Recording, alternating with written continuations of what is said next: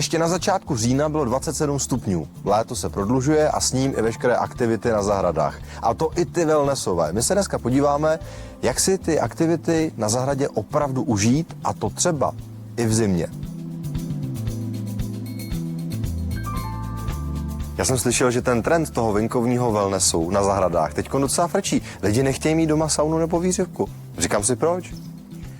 Hlavní důvod, proč nemít doma saunu nebo výřivku, je ten, že je problém s vlhkostí a musí být stavovům přizpůsobená a proto spíš volí cestu exteriérové výřivky nebo sauny. Jasně. Stejně, když sedíte v sauně, je mnohem příjemnější sedět v exteriéru a koukat se vlastně na okolí, než koukat do třeba bílé zdí. I v tomto případě měl pan majitel nejdřív výřivku volně položenou na zahradě a nakonec se rozhodl pro zasklení, zastřešení, protože když prší, tak nemůže používat výřivku. Když je moc zima, tak je zase s tím problém. Když fouká, tak je problém. Jasně. Pak je otázka, jestli někdo si neřekne, no jo, ale já teď budu bojovat s tím, že to je složitý, prostě postavit tu stavbu na té zahradě. Jak moc složitý to je? V tomto případě, kde je použitý hliník, který vlastně nepodléhá korozím, nepodléhá vlivům počasí, je zároveň lehký na montáž, protože hliník jako surovina je vlastně lehký. S tím, že v tomto případě je i jednoduchá montáž, nevyrábí se to na míru, ale je to něco jako skládačka. Je možný tu skládačku si jako postavit sám, nebo na to potřebuji už někoho? Je dokonce i taková možnost, že si to dokážete postavit sám. To je úžasný.